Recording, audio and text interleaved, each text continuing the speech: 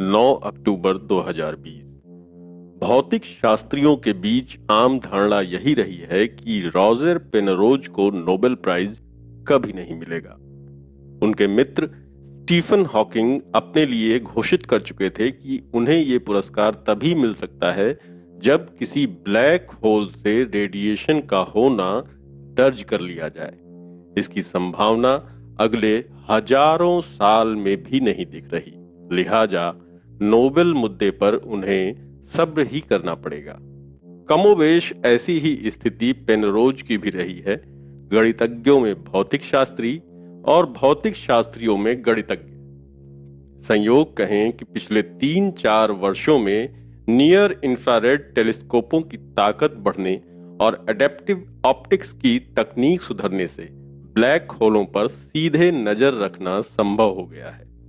गुरुत्व तरंगों यानी कि ग्रेविटेशनल वेव्स की मेहरबानी से न्यूट्रॉन स्टार और ब्लैक होल के टकराने जैसी असंभव समझी जाने वाली घटनाएं निरंतर खबरों में रहने लगी हैं। नतीजा ये कि 87 की उम्र में नोबेल का सेहरा पेनरोज के सिर पर सज गया। इस साल भौतिकी का नोबेल पुरस्कार उनके अलावा राइनहार्ड गेंजल और एंड्रिया गेज को मिला है। पुरस्कार की आधी राशि पेनरोज को सन 1965 में यह सिद्ध करने के लिए कि थियरी ऑफ रिलेटिविटी अनिवार्य रूप से ब्लैक होल के सृजन की ओर ले जाती है। कसरत का महत्व इस बात में था कि थियरी ऑफ रिलेटिविटी के खोजी अल्बर्ट आइंस्टाइन को दिवंगत हुए तब तक 10 साल हो चुके थे और वो अपनी अंतिम सांस तक यही मानते रहे कि ब्लैक होल की धारणा में निश्चय ही कोई झोल है। किसी बिंदु पर हर तरफ से सिर्फ एक ही बल, गुरुत्व बल कार्य करे, उसे संतुलित करने वाले सभी बल समाप्त हो जाएं, ये बात तर्क और बुद्धि से परे है। खैर, भौतिकी में सुंदर सिद्धांत लगातार आते रहते हैं, लेकिन वजन उन्हें तभी मिलता है जब वो प्रेक्षणों की कसौटी पर बाकी सिद्धांतों से ज्यादा खरे उतरे। पेनरोज को इस कसौटी पर कसने का काम अपनी टीमों और टेलीस्कोपों के साथ हवाई और चिली में सालों साल बैठे गेंजल और गेज ने किया। हमारी आकाशगंगा के केंद्र में अनुमानित black hole Sagittarius A star की टोह लेकर। बहरहाल, रॉजर पेनरोज की बात करना केवल इसलिए जरूरी नहीं है कि उन्हें भौतिकी का नोबेल पुरस्कार मिल गया। ये तो हर साल ही मिलता है और इसके अधिकारी हर बार प्रायः 2 या 3 लोग पाए जाते हैं। रॉजर पेनरोज द्वितीय विश्व युद्ध के बाद उभरे प्राकृतिक दर्शन के गिने चुने नामों में से एक हैं। उनके काम का दायरा गणित, खगोल विज्ञान, फंडामेंटल फिजिक्स, गणितीय कला और कंप्यूटर साइंस से लेकर मनोविज्ञान को छूता हुआ पदार्थ और चेतना की संधि तक फैला है। और इनमें से किसी भी क्षेत्र में उनकी भूमिका सिर्फ पाला छूकर निकल जाने वाली नहीं है। हर जगह उनकी कोई ऐसी छाप मौजूद है कि उधर से गुजरते हुए आपको उनके द्वारा किए गए बदलावों को नोटिस लेना पड़ता है।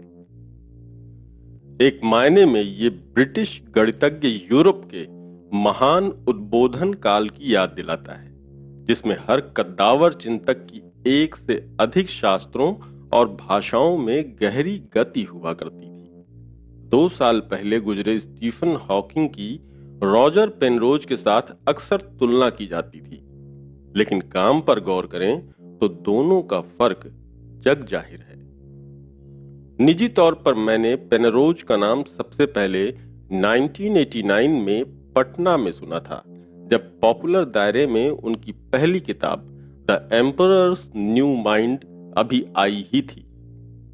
वैज्ञानिक दर्शन में दिलचस्पी रखने वाले नौजवानों का रुझान उस वक्त स्टीफन हॉकिंग की लोकप्रिय किताब a brief history of time की तरफ था, जो सन 1988 में आते आते ही पूरी दुनिया पर छा गई थी। इसकी एक वजह यह भी थी कि सीधे पेपरबैक में आई ये किताब ज्यादा महंगी नहीं थी और साल भर में इसका पायरेटेड संस्करण भी दिल्ली में दरियागंज से लेकर पटना में गांधी मैदान तक किताबी चोर बाजारों में सहज उपलब्ध होने लगा था।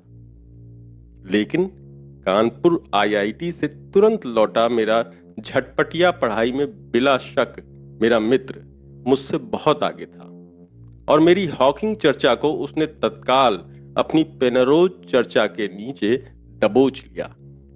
बचकानी बातों से आगे चलें तो a brief history of time भी कोई बहुत आसान किताब नहीं है, लेकिन द एम्परर्स न्यू माइंड उच्च गणित से गुजर चुके लोगों के लिए भी एक कठिन किताब है।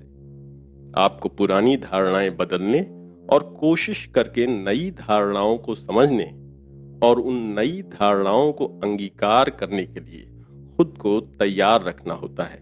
हाँ, पेनरोज की किताब भी गणित या कंप्यूटर साइंस के छात्रों के लिए नहीं, आम पाठकों के लिए ही है। बस स्टीफन हॉकिंग की तरह पाठकों पर रहम करने के लिए फार्मूलों से बचने का कोई आग्रह उनके यहां नहीं है। किताब का सार संक्षेप जैसा कुछ है ही नहीं, लेकिन मोटे तौर पर कहें तो ये किताब कंप्यूटर आधारित ज्ञान मीमांसा को खारिज करती है कि अगर सभी शास्त्रों और सभी गतिविधियों के उचित एल्गोरिदम पर्याप्त शक्ति वाले कंप्यूटरों में फीड किए जा सकें तो सारी समस्याओं का कहीं ज्यादा तेज और सटीक समाधान सहजता से मानव जाति को उपलब्ध होने लगेगा। पेनरोज इस किताब में बाकायदा 2+2=4 की तरह सिद्ध करते हैं कि ऐसे सभी समाधान अलग अलग और मिलकर भी यथार्थ के आसपास भी हमको नहीं ले जा पाएंगे। ये प्रक्रिया उन्हें चेतना चिंतन की ओर ले जाती है, दर्शन की प्राचीनतम समस्या के गणितीय आयाम की ओर। पेनरोज से मेरी दूसरी किताबी मुलाकात इसी सिलसिले में एनेस्थीसियोलॉजिस्ट यानी कि बेहोशी वैज्ञानिक स्टुअर्ट हैमरॉफ के साथ मिलकर लिखी गई उनकी किताब the large, the small and the human mind के कुछ अंशों के अनुवाद के दौरान हुई, जिसमें चेतना को क्वांटम मैकेनिक्स के जरिए समझने की उनकी कोशिश ने हैरान किया था। इसकी प्रस्तावनाओं को कई जीव वैज्ञानिकों ने काटा, लेकिन फिर दोनों के बीच कुछ समझदारी भी बनी। आने वाले दशकों में भौतिकी और जीव विज्ञान के संधि स्थल पर होने वाले काम की दिशा शायद यही रहे, लेकिन वैज्ञानिक दायरों में सबसे ज्यादा बात 2016 में आई पेनरोज की किताब fashion, faith and fantasy in the new physics of the universe पर हुई है, जिसमें उन्होंने भौतिकी की बहुचर्चित स्ट्रिंग थियरी को एक निराधार फैशन, क्वांटम मैकेनिक्स को उथले स्तर पर गटक ली गई आस्था और खगोल शास्त्र का एक अनिवार्य घटक समझे जाने वाले कॉस्मिक इन्फ्लेशन को एक फैंटेसी यानी कि एक कपोल कल्पना करार दिया है। उम्मीद करें कि नए दौर के भौतिक शास्त्री उनकी इन आपत्तियों को गंभीरता से लेंगे।